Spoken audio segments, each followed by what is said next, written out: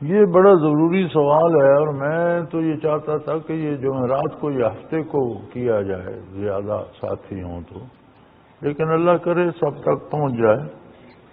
آج کل بہت سی خباثتیں دین کے نام پر ایجاد کر لی گئی ہیں، اور ہیں ساری نری گمراہی۔ ان میں ایک دو چیزیں ایسی ہیں جو روزانہ ٹیلی ویژن پہ بھی آتی ہیں۔ ایک تو استخارہ ہے، اور ایک طریقہ علاج نکلا ہے حجامہ تھراپی۔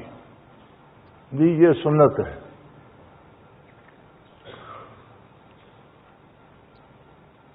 حجامہ تھراپی کیا ہے؟ وہ چھوٹے چھوٹے کٹ لگا کر اوپر وہ کوئی ڈولی یا گلاس سا رکھتے ہیں، اس میں تھوڑی سی آگ جلائی، جب اس میں آکسیجن جل گئی تو چمٹ جاتا ہے، کچھ خون جذب کر لیتا ہے۔ یہ قدیم میں طریقہ علاج تھا۔ ایک تکلیف ہو جاتی تھی سینے میں، ذات الجنب اس اصطلاح طب میں کہتے ہیں، تو ایک بخار ہوتا تھا اور اس کے ساتھ سینے میں ایک طرف درد شروع ہو جاتا تھا، اور وہ اتنا تکلیف دہ مرض ہوتا تھا کہ اس سے لوگ مر جاتے تھے۔ اس کا علاج یہ تھا کہ اس زمانے کے طبیب جو تھے وہ یہاں سینے کے پیچھے پچھنے لگواتے تھے۔ اس نائی کے پاس استرا ہوتا تھا، تو وہ استرے بھی غور سے ہو گئے کھول کے اس میں بلیڈ ڈال دیتے ہیں، وہ لوہے کا استرا ہوتا تھا، تو اس سے چھوٹے چھوٹے زخم لگا کر اس پر کوئی ڈولی یا گلاس، اس میں کوئی چیز کاغذ یا کوئی چیز جلا کر رکھی تو اس میں آکسیجن جل جاتی تھی، وہ اوپر چموڑ دیا، تو اس طرح چموڑنے سے کچھ خون نکل آتا تھا، کچھ وہ پٹھوں کو کھینچتا تھا، تو پھر جب وہ ٹھنڈا ہو گیا تو اسے اتار لیا۔ تو دو تین چار جگہ وہ لگاتے تھے، تو ایسا کرنے سے وہ ذات الجنب ٹھیک ہو جاتی تھی، وہ درد ٹھیک ہو، یہ ایک طریقے علاج تھا۔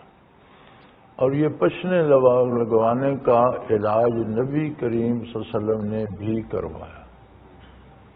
تو ہمارے لڑکپن جوانی تک بھی طریقہ علاج ہمارے دیہات میں موجود تھا، ہم نے بھی لوگوں کو پچھنے لگتے دیکھے ہیں، لیکن جب ہم نے دیکھے تو اتباع تجویز کرتے تھے، اور کام سارا حجام کرتا تھا، نہیں کرتا تھا۔ جو گاؤں کا حجام ہوتا تھا، حجام سے بنانے والا، وہ انہیں بھی تجربہ ہو گیا تھا اس جگہ۔ دو کام نہیں کرتے تھے، ایک دانت نکالنے کا اور ایک یہ حجامت کے علاوہ پچھنے لگانے کا۔ لیکن یہ سنت وغیرہ نہیں ہے۔ ایک اصول ہے کہ امور اضطراری سنت نہیں ہوتے۔ امر اضطراری اسے کہتے ہیں جو مجبوراً کیا جائے، یا بیماری ہے اس کا علاج کیا، یہ مجبوری ہے، یہ سنت نہیں ہے۔ سنت وہ ہے جو نبی جو کام اختیاری کرتا ہے، اپنی پسند سے کرتا ہے، وہ سنت ہوتا ہے۔ جو مجبوراً کرتا ہے، تو حضرت رحمۃ اللہ فرمایا کرتے تھے کہ اگر جہاد میں کسی نبی کا ہاتھ کٹ جائے تو یہ سنت بن جائے گی، ساری عمر ایک ایک ہاتھ کٹوا لے گی، کیونکہ یہ امر اضطراری ہے، یہ سنت نہیں بنے گی۔ اس پر بات نبی صلی اللہ علیہ وسلم کی ذات والا صفات تک گئی، اور شیعہ کے خلاف ایک مناظرے میں مولوی اسماعیل ہوا کرتے تھے شیعہ کے علماء، اور بہت وسیع المطالعہ، بہت بڑی لائبریری کے مالک، بہت بڑے حاضر جواب، اور حضرت رحمۃ اللہ علیہ فرمایا کرتے تھے کہ یہ مولوی اسماعیل جو ہے یہ شیعوں کے پاس ان کے متقدمین کی مثال ہے۔ تو بڑے صغیر میں اس کے پائے کا شیعوں کے پاس کوئی عالم نہیں تھا، اور یہ بڑی عجیب بات ہے۔ بہت سے علماء کے مناظر تھا بڑا، اور بہت سے علماء کے ساتھ اس کے مناظر ہوئے، لیکن علماء اس سے بھاگتے تھے، اس کے ساتھ مناظرہ نہیں کرتے تھے، اور اس کا جواب صرف حضرت رحمۃ اللہ تعالی علیہ دی، اور حضرت رحمۃ اللہ تعالی علیہ سے وہ بھاگا کرتا۔ مجھے یاد ہے 2 جگہ میں نے دیکھا، بلکسر میں وہ آیا ہوا تھا، اور یہ بلکسر کے لوگ حضرت جی کے پاس حاضر ہوئے کہ یہ اسماعیل نے وہاں 3 دن کا پروگرام رکھا ہوا ہے، اور بڑے خرافات بول رہا ہے، اور وہ بے باک آدمی تھا۔ تو حضرت تشریف لائے، میں ہم رکاب تھا، وہ جو بلانے گئے تھے وہ غریب آدمی تھے اور مجھے یاد ہے جولائے تھے. تو انہوں نے ایک سادہ سی چارپائی پر کچھ چادر دری ڈال کر وہ حضرت کو دی اور ہمیں ایک چھوٹا سا کمرہ دیا جس میں نہ فرش تھا نہ دری تھی نہ کپڑا تھا، مٹی کا لیپ تھا اور ہم تھے. اور حضرت جی کو کچھ دال روٹی وہ بنا دیتے تھے، ہمیں گاؤں کے لوگ کوئی ساگ کوئی دال دے دیتا اور کوئی چھوٹی روٹی کو بڑا ٹکڑا، تو وہ ہماری گزر بسر تھی. تو صبح مسجد میں جب گئے تو حضرت رحمۃ اللہ علیہ نے فرمایا کہ بھئی شیعہ حضرات پہلے میری بات سن لو، تمہارے مولوی نے بہت سے سوال پیدا کیے ہیں، میں ان کے جواب تو دوں گا، لیکن یہ یاد رکھو تمہارا مولوی بھاگ جائے گا. اور میں صرف جواب نہیں دوں گا، جواب بھی دوں گا، کچھ سوال بھی کروں. تو پھر حق بنتا ہے کہ وہ بھاگے نہیں، جواب دے کر جائے. لیکن وہ بھاگ گیا. ایک دفعہ یہاں یہ ساتھ موضع ہے پدرار، یہاں اس نے آنا تھا. ایک آدمی ابھی پچھلے دنوں فوت ہوا، اللہ اس پر رحم فرمائے اور اس کی مغفرت کر دے. تو وہ حضرت جی کو لے آیا. یہ پہلا موقع تھا جب میری حضرت سے ملاقات ہوئی. تو وہ بھی اس کا مولوی اسماعیل کا 3 دن کا پروگرام تھا، 1 دن کا تو اس نے کر لیا، دوسرے دن حضرت تشریف لائے. مجھے یاد ہے مسجد میں پہلی بات حضرت نے یہ کی تھی کہ شیعہ حضرات سے کہہ دو میں تمہارے مولوی کے سوالوں کے جواب. اسی دن اس کی تقریر تھی. تو حاجی خدا بخش مرحوم ہمارے ساتھی تھے حکیم، وہ مولوی اسماعیل کی تقریر میں گئے کہ میں جو وہ سوال کرے گا وہ نوٹ کر کے لے آؤں گا. تو حضرت نے فرمایا بھائی میں صبح اس تمہارے امام باڑے کے قریب جو مسجد ہے اس میں بیان کروں گا اور تمہارے مولوی کے سوالوں کے جواب دوں گا، لیکن جواب ہی نہیں دوں گا، کچھ سوال بھی کروں گا. تو تمہارے مولوی کا حق ہے کہ میرے سوالوں کے جواب بھی دے، لیکن مجھے یقین ہے یہ بھاگ جائے گا، شیعہ حضرات ذرا ایسے قابو رکھے. وہی ہوا، دوسرے دن وہ بھاگ گیا. اس نے کہا میرا فلاں کام ہے، مجھے فلاں جگہ پہنچنا ہے، یہ ہے وہ ہے. اپنا لاری چڑھ گیا اور حضرت نے اس کی تردید بھی فرمائی اور سوال کیے، پھر وہ ادھار رہ گئے. کہ بڑی غضب کی اور بڑی مارکت الآراء اور بڑی علمی تقریریں ہوئیں. تو اس نے ایک مناظرے میں حضرت کے سامنے یہ دلیل پیش کی تھی کہ بھئی حضرت اویس کرنی رضی اللہ عنہ نے بھی تو اپنے دانت توڑ لیے تھے، حضور کا دانت مبارک شہید ہوا تو انہوں نے بھی دانت توڑ لیے تھے. تو اگر ہم غم حسین میں ماتم کرتے ہیں تو اس میں کیا ہے؟ تو حضرت نے فرمایا کہ یہ جھوٹی کہانی ہے، کسی نے گھڑ لی ہے، کسی مستند کتاب میں کسی مستند دلیل سے ہے تو پیش کرو.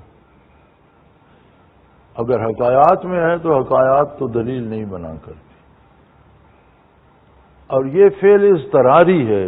جنگ میں حضور اکرم صلی اللہ علیہ وسلم کو پتھر رخ انور پر آ کر لگا اور اس سے آپ کا ایک دانت مبارک آتا شہید ہو گیا. لیکن یہ فعل اضطراری ہے اور فعل اضطراری سنت نہیں بنا. اگر یہ سنت ہوتا تو سب سے پہلے سارے صحابہ کرام دانت توڑتے. اور یہ جو کہا جاتا ہے حضرت اویس رضی اللہ عنہ نے توڑ لیے تھے تو بھلا اس کی کوئی دلیل پیش کرو، کسی مستند کتاب میں سے، کسی مستند روایت میں سے. حکایات میں تو کیا کیا حکایتیں لکھی ہوئی ہیں، پھر اس کی وہ تو دلیل نہیں بنتی تو وہ پیش نہیں کر سکا. مجھے ایک دفعہ تبرکات دیکھنے کا اتفاق ہوا. ایک جگہ بہت سے تبرکات رکھے ہوئے تھے، کچھ حضرت نبی کریم صلی اللہ علیہ وسلم کے اسم مبارک سے تھے، کچھ حضرت علی کے نام سے تھے، کچھ مائی فاطمہ رضی اللہ کے نام سے تھے، کچھ حسنین کریمین کے نام سے تھے. اور ان میں دانت بھی رکھے ہوئے تھے. یہ حضرت اویس کرنی کے، ان میں دانت بھی جڑوں سمیت تھے اور داڑھیں بھی جڑوں سمیت تھی.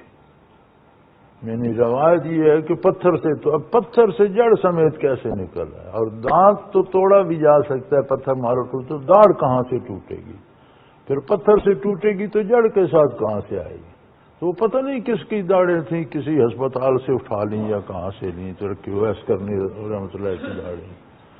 تو اس طرح کی حکایات ہیں. ان سارے جتنے وہ وہاں پڑے تھے تبرکات، ان میں ایک جگہ ایک منہ مبارک کا اتنا چھوٹا سا ٹکڑا لگا ہوا تھا، اس طرح کوئی ایک موم بتی نما چیز کھڑی تھی، اس پر لگا ہوا تھا، تو سارے اس میں وہ ایک منہ مبارک اصلی تھا، اس پر انوارات تھے نبی کریم صلی اللہ علیہ وسلم کے، باقی سارے فرضی تھے، مختلف ناموں سے سجے ہوئے تھے۔ تو یہ بات حجامہ کی ہو رہی تھی، تو یہ جو حجامہ ہے یہ فعل اضطراری ہے، بیماری کا علاج تھا، یہ سنت نہیں ہے، ایک بات۔ دوسری بات یہ ہے کہ یہ علاج ذات الجنب کا تھا اور کسی مرض کا علاج نہیں تھا۔ اب یہ بن گیا ہے پیشہ، اس کی ٹی وی پہ بھی آتا ہے، اور بالخصوص بعض عورتوں نے بنا لی ہے، اور ہر مرض جی حجامہ سنت ہے، جی حجامہ تھراپی سنت ہے جی۔ مجھے اگلے دنوں ایک ای میل آئی کسی ساتھی خاتون کی، وہ جی میری بیٹی کی عمر 22 سال ہے، اس کے پیٹ میں درد تھا، میں نے اس کا حجامہ بھی کرایا، تو اب وہ حجامہ والی کہتی ہے اس سے ٹھیک تو اب پیٹ کا درد جو ہے وہ حجامہ سے ٹھیک کہاں سے ہوگا؟ وہ علاج ذات الجنب کا ہے، درد پیٹ میں ہے۔ تو اب وہ کہتی ہے جی اس پر جادو ہے، اب جادو کا علاج ہونا چاہیے۔ وہ کرتے یہی ہیں کہ وہ ہر مرض کا تو علاج نہیں ہے، اور آج کل تو میرا خیال ہے ملیریا یا کوئی اس طرح کا بخار ہوتا ہے تو لوگ فوراً اسپتال جاتے ہیں، اور ذات الجنب کا تو میں نے آج تک تو سنا نہیں، اب تو بڑا عرصہ ہو گیا کسی کو ہوئی ہو، وہ جلدی علاج ہو جاتا ہے، گولیاں ٹیکے کر لیتے ہیں، تو وہ بھی تو اسپتال سے علاج کراتے ہیں۔ تو ذات الجنب ایک قسم کے ملیریے میں سینے میں پسلیوں میں ایک طرف درد ہوتا ہے، غالباً دائیں طرف ہی ہوتا ہے، مجھے صحیح یاد نہیں ہے دائیں ہوتا ہے بائیں ہوتا ہے، دائیں میرا خیال ہوتا ہے، اور وہ بڑا یزید کی موت اس ذات الجنب سے ہوئی تھی، بڑی شدید بیماری ہے۔ تو اس کا قدیم سے علاج آ رہا تھا، اور ہمارے جوانی تک تو پاکستان بننے کے بعد تک بھی یہ ہوتے رہے۔ ہم دیکھتے تھے لوگ پچھنے لگوانا کہتے تھے کہ فلاں کو درد تھا اس نے پچھنے لگوائے۔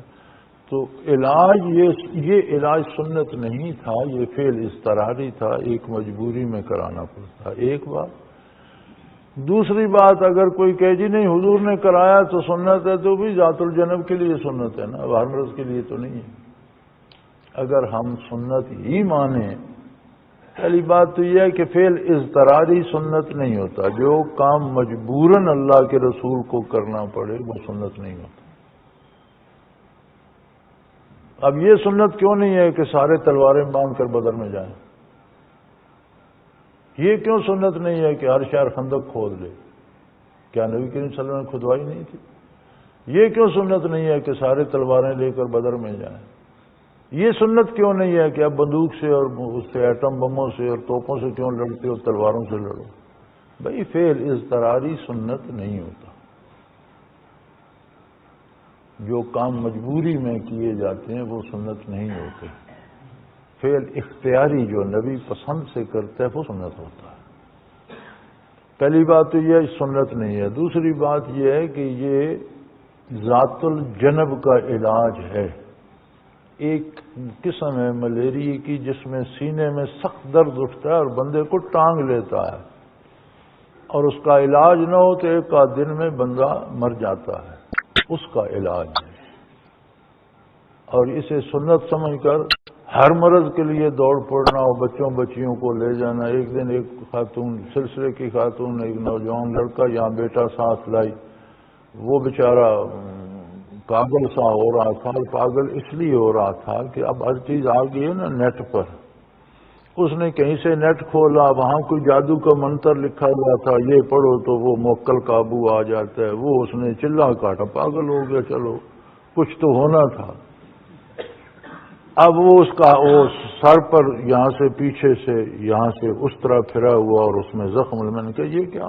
یہ حجامہ ہے۔ میں نے کہا حجامہ کرانا تھا، اس کنجر کو روکنا تھا کہ یہ وہ انٹرنیٹ والے وظیفے نہ پڑھے اور یہ جادوگر بننے کی کوشش نہ کرے، اور کی ہے تو اب اس کا علاج کو اللہ اللہ کراؤ، اسے کوئی نقش پھیلاؤ، اسے کوئی دم پھچوک کراؤ، اللہ کرے ٹھیک ہو جائے۔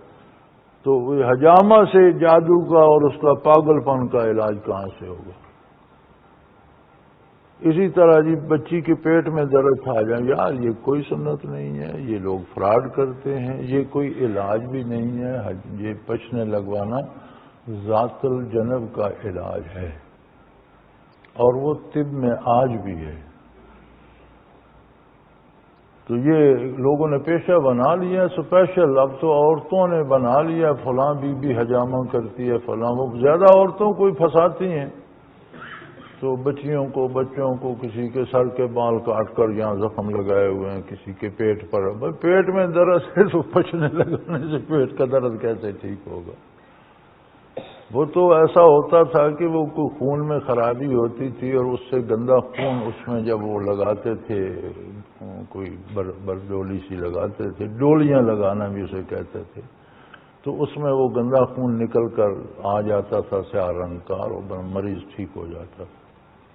تو طب میں اور بھی بہت سے علاج ہیں، فسد کھولتے ہیں بعض امراض میں، وہ پشنا لگا کر ٹخنے کے پاس سے یا یہاں سے تو تھوڑا سا خون نکال دیتے تو مرض کو افاقہ ہو جاتا تھا، تو ایک علاج ہے، اور وہ طبیب یا حکیم کے کہنے پر کیا جاتا ہے۔